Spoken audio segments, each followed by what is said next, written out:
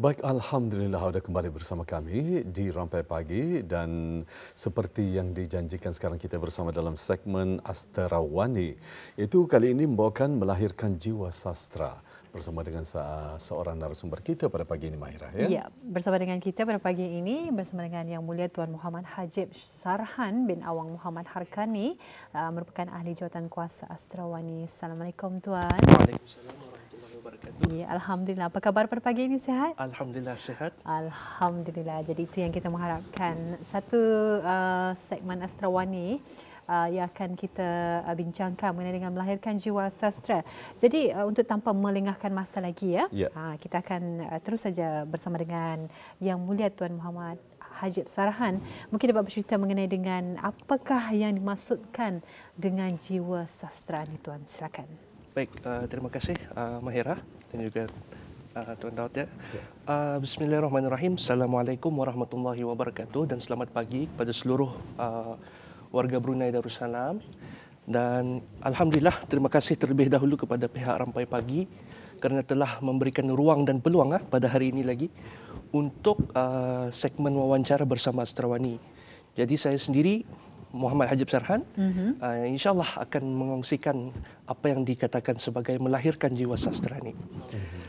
Sebelum kita membincangkan lebih jauh, mengongsikan lebih jauh mengenai melahirkan jiwa sastra ini, kita ni melihat balik dulu. Saya ingin mengajak kita semua untuk masuk balik dan melihat diri kita ni. Apabila kita ni melihat dalam diri seorang manusia, ada 3 ranah yang utama. Ya, 3 komponen yang utama, ranah yang utama yang dapat kita bahagikan. Yang pertama itu adalah kognitif. Kedua adalah afektif. Dan yang ketiga adalah psikomotor. Apa itu ketiga-tiga? Kognitif bermain pada akal. Segala yang dilakukan oleh akal kita, minda kita. Kemudian afektif yang berlaku dengan jiwa kita. Dan juga psikomotor pergerakan fizikal kita. Pada pagi ini kita akan fokuskan pada satu ranah saja, iaitu afektif, iaitu jiwa. Jadi jiwa satu hal. Ani yang satu lagi ni sebutin ni orang kata ni. Jiwa sastra apabila dipadukan kedua hal ni, apakah ia akan apa impak yang dapat dilakukannya pada diri seorang manusia? Maka kita ni melihat bila dipadukan jiwa dan sastra ni pula adalah refleksi pada kehidupan masyarakat, kehidupan manusia. Lalu dipadukan kedua ni, lahirlah sosok figur kata orang yang mampu menggerakkan ataupun mengubah manusia lain hanya dengan kata-kata. Atau ia punya point. Apabila seorang yang berjiwa sastra ni, ia tampil di tengah masyarakat, ia mampu melahirkan gagasan, ia mampu melahirkan satu pemikiran. Bahkan lebih daripada itu, kalau boleh saya katakan di sini, ia boleh membangun tamadun bangsa kita ni. Sehingga pada tahap itu. Dan itu bagaimana dilakukan? Itu mungkin kita ni bincangan lebih lanjut kali. Ya, Alhamdulillah ya. Itu dia ada sedikit pengenalan kita mengenai dengan tajuk yang telah pun dibawakan ya, melahirkan jiwa sastra ini yang telah pun disampaikan oleh tetamu kita pada pagi ini. Memang bagi kita yang bukan dalam bidang sastra ini, mungkin ada juga ilmu sastra tersebut ya, tetapi untuk mendalaminya ada perkara-perkara, ada 3 perkara tadi yang telah pun dikongsikan ya oleh tetamu kita. Baik, untuk keduanya, soalan keduanya, berbicara tentang melahirkan jiwa sastra ini, apa yang perlu dilakukan untuk merealisasikan hal tersebut, Tuan? Silakan. Baik, terima kasih Tuan. Ya. Apa yang dapat kita lakukan untuk melahirkan jiwa sastra? Sebelum itu, apabila seseorang itu ingin melahirkan jiwa sastra, sebab ada orang ni Tuan, ia sastra, ia tidak begitu rapat ataupun akrab dengan istilah kata sastra. Cuma, kalaulah seseorang itu ingin untuk melahirkan jiwa sastra, ada 2 hal yang penting yang perlu dimiliki oleh seseorang individu tersebut. Yang pertama itu adalah ilmu. ilmu, dan yang kedua adalah cinta. Ya. Okey. Yang pertama adalah ilmu. Apabila berbicara tentang ilmu ini merangkumi sekurang-kurangnya yang dimiliki oleh seseorang individu yang mahu melahirkan jiwa sastra, ada dua hal lagi. Ada dua hal lagi. Ada dua hal lagi, iaitu yang pertama adalah baca. Okey. Yang kedua tuan adalah tulis. Ini yang asas. Okey. Kalau orang putih menyebut basic tu tuan. Ya. Tapi okey. Baca dan tulis. Ada apa dengan baca dan tulis? Pertama kita ni balik semula pada induk segala ilmu Al-Quran.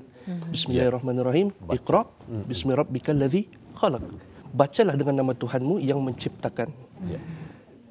Tapi lebih daripada itu, ia sebagai pembudayaan.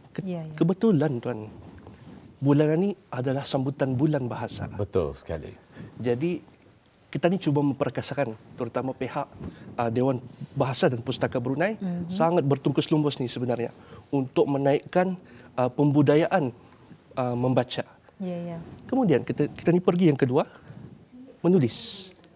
Dengan tulis menulis ni, ia boleh dikategorikan juga sebagai pembudayaan intelektual juga.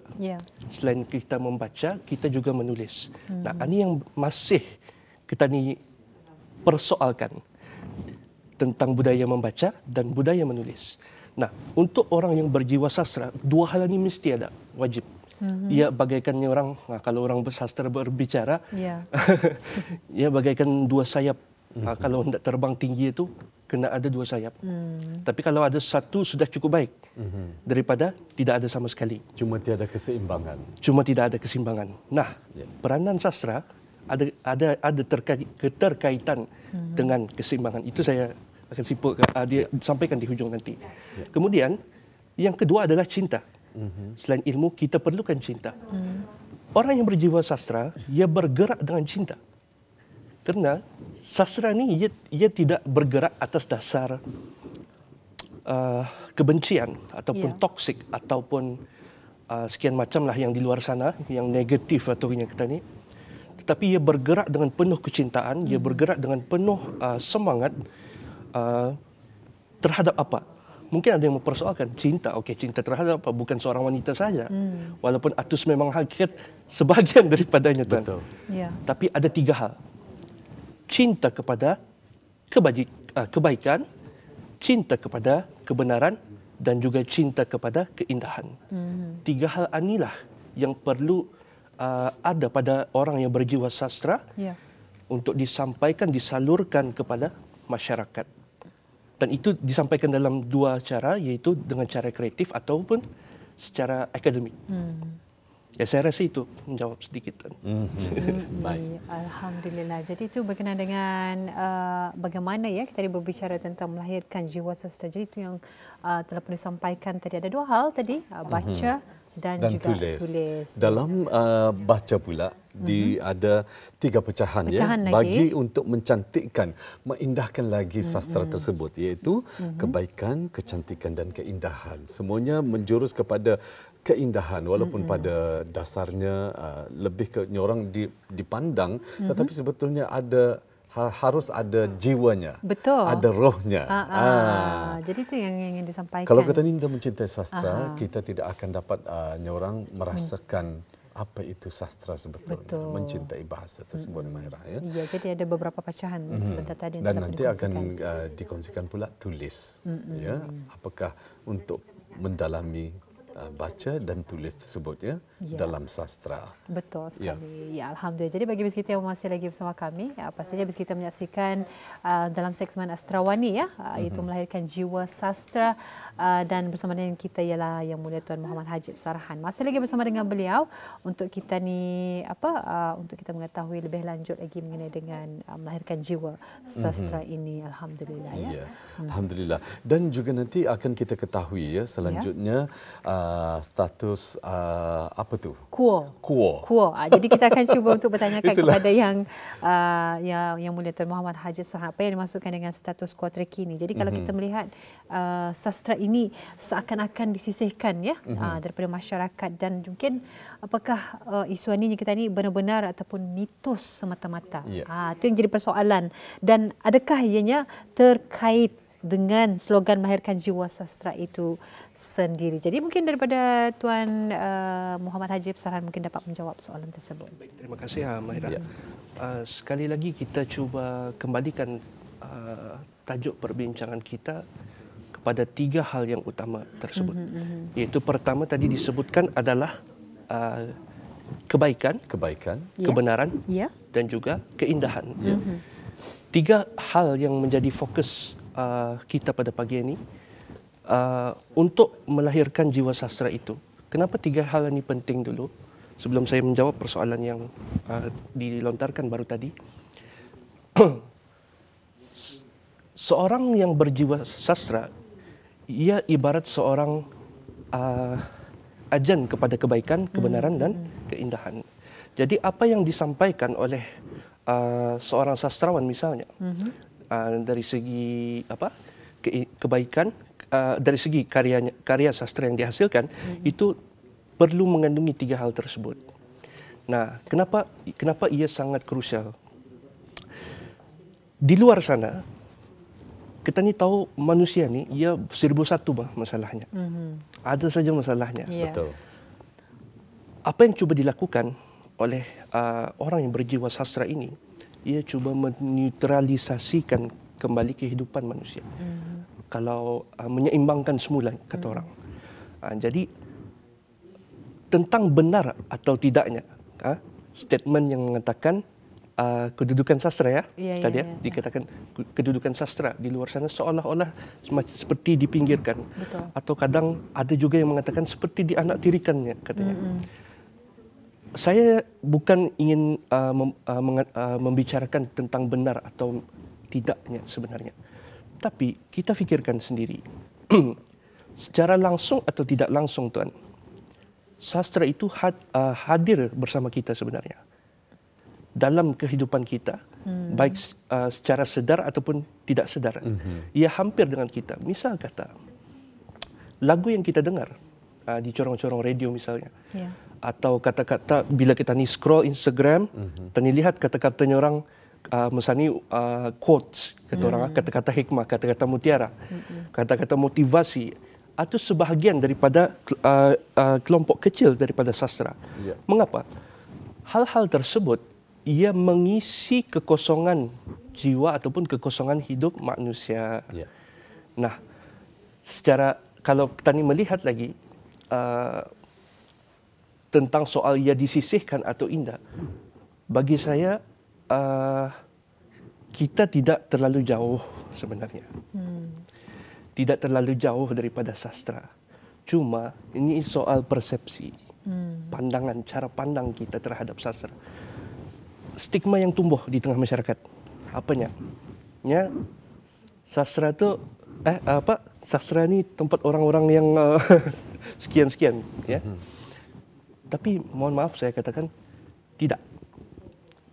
Bahkan sastra ia boleh muat pada setiap aspek keilmuan, disiplin ilmu yang wujud. Hatta dalam matematika ada cara fikir sastra, ada dalam agama apatah lagi dengan syair dan sebagainya, ya. Dan itu tadi bincangkan di lain kesempatan. Dan ya, bagi saya orang yang memiliki tahap sensitiviti yang tinggi itu, ia akan sentiasa memikirkan bahawa bagaimana untuk menjadikan sastra itu sebagai medium untuk menjalin silaturahim, kemesraan. Jadi sebagai bentuk sosialisasi, ya, sosialisasi dan komunikasi. Jadi itu dibawakan. Misal kata dalam kita ni kadang-kadang ada dari dalam grup WhatsApp kita ni kan, ada kalau pagi-pagi kita melihat ada orang mengirimkan bantuan, kata-kata kata-kata motivasi untuk pagi ininya, hari ininya, dan sebagainya. Jadi sebenarnya itu sudah sebahagian kecil daripada sastra itu sendiri. Ya, hebat Cuma sekali ya. hanya cara pandang orang. Ya, sebetulnya tuan kita ingin mengetahui juga Ya. apakah ianya relevan dalam orang peranan sastra untuk mencapai kewawasan 2035 ya. Tetapi memandangkan kita kesuntukan waktu ya. Kita cuma ada waktu hanya 3 minit saja lagi ya. Boleh. Mungkin untuk seminit saja lagi. Seminit saja lagi, boleh. Tuan. Seminit saja lagi kesimpulannya tuan, silakan. Negara Brunei Darussalam yang akan lahir pada 2035.